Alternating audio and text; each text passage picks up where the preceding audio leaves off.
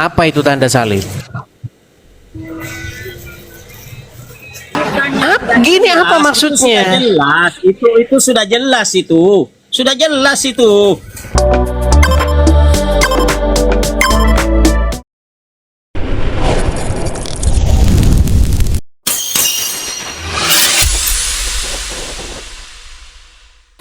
Silakan Al Akbar. Siap, Bro. Selamat malam. Selamat malam Al Akbar. Bang, abang Islam ya bang ya? Ya, Islam. Oke, silakan bang. Apa yang mau Anda utarakan? Silakan. Untuk sekedar tahu aja ini.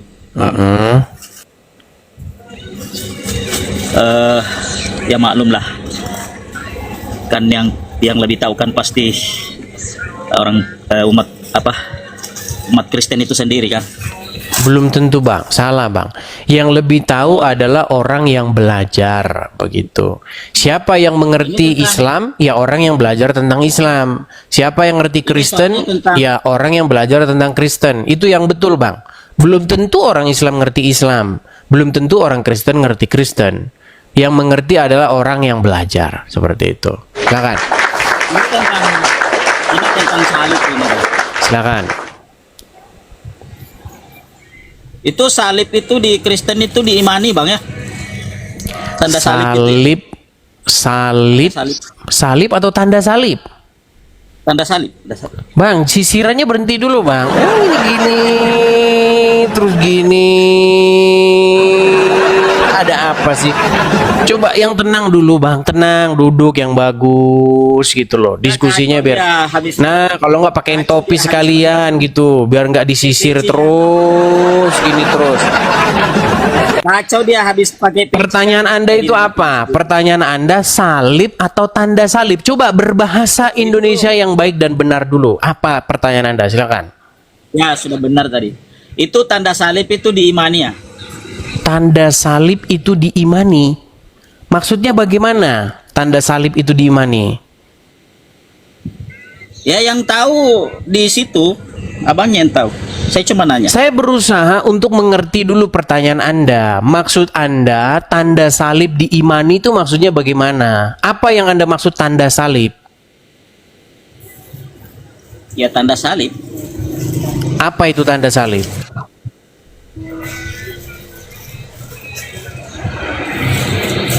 Diimani nggak? Maksudnya tanda salib itu gimana? Tanda salib begini. Berbelit-belit aja ini abang ini punya komen. Bukan pertanyaanmu, saya tidak jelas. Pertanyaanmu bikin saya pusing. Gini apa maksudnya? Itu sudah jelas itu. Sudah jelas itu. Sudah jelas itu. Maksud Anda gini tuh apa? Apa gini? Nggak usah ditanyakan ini lagi. Coba jawab aja. Saya nggak ngerti maksud dia apa gitu loh. Tanda salib. Tanda salib itu diimani. Maksud Anda salib begitu? Tanda salib itu abang sama imani nggak itu? Di Kristen diimani nggak itu tanda salib? Oke baiklah, saya anggap saja saya ngerti apa maksud Anda. Diimani tentu, diimani. Diimani. Ya silakan. Kenapa bisa diimani? Itu yang buat itu kan yang bunuh Yesus itu yang buat. Baik, begini bang. Jadi kalau Anda berbicara salib, yang Anda maksud itu dari pihak orang yang menyalib Yesus atau dari pihak Yesus yang tidak lari menghadapi penyaliban itu? Yang Anda maksud yang mana? Tentu saja bang, tentu saja.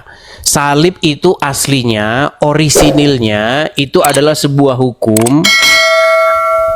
Aslinya ya, kalau kita mau tarik akarnya, itu adalah sebuah hukum yang dibuat atau diciptakan oleh bangsa-bangsa non-Israel.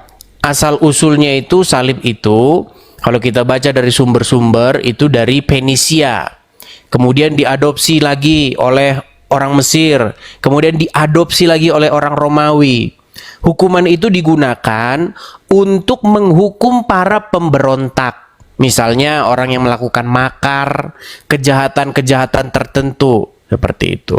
Nah, tentu saja kalau kita berbicara hukuman-penghukuman itu, tentu itu adalah buatan orang-orang non-Israel. Tetapi ada peristiwanya pada waktu itu, ada tokoh, ada Yesus yang dihukum dengan cara demikian. Begitu. Nah, ketika Yesus dihukum dengan cara demikian, tetapi ia tidak bersalah, dosa tidak ada padanya, tipu tidak ada pada mulutnya, tetapi dia tetap setia dan adil, di situ baru salib itu menjadi lebih bermakna. Salib itu menjadi ada maknanya karena ada peristiwa di situ penyaliban Yesus. Kalau yang disalib adalah Anda, atau misalnya yang disalib adalah Nabi Anda, ya tentu saja salib tidak ada guna, tidak ada maknanya. Gitu. Misal nih yang disalib misalnya Nabi Anda atau Anda, ya nggak ada artinya salib itu apa.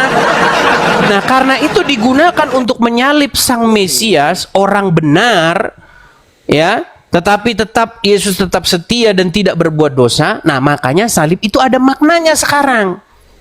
Begitu. Maknanya adalah sebuah penganiayaan, tetapi penganiayaan itu dibalas dengan kasih, ya. Sebuah pemberontakan, sebuah ketidakmenerimaan orang-orang Yahudi terhadap sang empunyanya, yaitu sang Mesiasnya.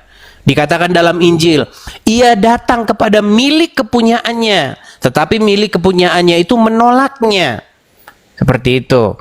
Tetapi Yesus tetap memberikan kasih dan pengampunan, di mana di atas kayu salib itu ia berkata, "Ya Bapa, ampunilah mereka karena mereka tidak tahu apa yang mereka perbuat." Makanya ketika salib yang dirancang oleh bangsa-bangsa non-Israel itu digunakan untuk menyalib sang Mesias, ya, tetapi di situ sang Mesias tetap setia dan adil, tetap memberikan pengampunan dosa. Jadi ada maknanya di situ. Maknanya itu lambang penderitaan, lambang penghinaan, tetapi dibalas dengan kasih, dibalas dengan kebaikan, kejahatan dikalahkan dengan kebaikan. Begitu. Itu maknanya. Nah, sedangkan sekarang saya gantian sama Anda. Gantian saya sama Anda. Abang ngomong ampun di mana? Abang ngomong ampun. Anda kan sudah bertanya sama saya soal salib. Sekarang saya mau tanya sama Anda soal bulan bintang sebagai lambang di agama Anda. Boleh nggak gantian? Kalau Anda ditanya jangan main thread nanti. Gimana? Boleh gantian? Anda sudah bertanya kepada kami tentang salib. Apa artinya? Apa iman kami di dalam salib itu? Sudah saya jelaskan tadi panjang lebar. Masalah Anda nggak nangkep, masalah Anda nggak percaya, itu bukan urusan kami. Bukan nggak nangkep, memang nggak nyambung memang kalau tanda salib itu diimani. Toh juga dibuat sama yang bunuh Yesus. Iya, artinya begini. Anda nggak nangkep tadi maksud saya. Gini loh.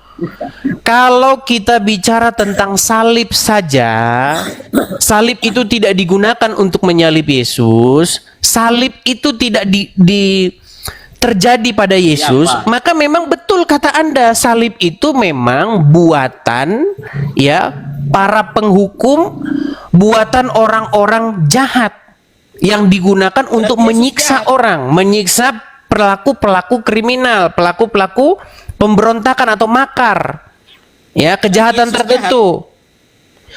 Anda nangkap nggak sih? Saya heran ngomong sama kalian ini agak sedikit ini, agak-agak begini kalian itu. Nyampe nggak otakmu? Nyampe nggak? Ini lagi yang disalib orang jahat. Iya, makanya ketika salib itu tidak digunakan menyalib Yesus, salib itu tidak terjadi pada Yesus, salib itu memang nggak ada gunanya, nggak ada artinya. Tapi Anda nggak paham juga ini. Coba Al-Akbar. Gini, dengar dulu, gini. Saya kasih contoh bagi Anda ya. Dengar dulu, dengar. Yesus itu menghindar dari tanda salib itu. Mana kuasanya dia? Tetapi pada akhirnya di Taman Getsemani apa yang dikatakan oleh Yesus? Tetapi bukan kehendakku yang terjadi, melainkan kehendakmu. Seperti itu. Nah, tadi sudah saya jelaskan loh. Ketika salib itu digunakan untuk menganiaya sang Mesias, untuk membunuh sang Mesias, tetapi sang Mesias tetap setia dan adil. Ia tetap mengasihi Di atas salib dia berkata, ya Bapa, ampunilah mereka karena mereka tidak tahu apa yang mereka perbuat. Jadi salib itu maknanya seperti itu. Maknanya ketika adalah lambang penderitaan, ya, lambang aniaya, tetapi dibalas dengan kasih, dibalas dengan pengampunan. Nah, kalau Anda nggak, yang penting gini, yang penting kami bisa menjelaskan Kalau itu. misalnya, Gini, dengar dulu misalnya Al-Akbar. untuk Kami sudah kasih, menjelaskan itu. kenapa Sekarang, hindari kalau itu kami tanya yang sebaliknya sama Anda di atas masjid itu pakai bulan sabit. Jelaskan sama saya, silakan. Jelaskan apa itu bulan sabit. kalau di Islam, tanda bulan sabit itu menandakan bahwa itu adalah kekuasaan Allah Tuhan seluruh alam. Kenapa tidak matahari? Matahari bukan memangnya? Coba. Sama, matahari pun adalah Kenapa tidak pakai matahari? Allah. Kenapa nggak pakai Sama, matahari? Matahari pun adalah Berarti boleh pakai matahari. Allah.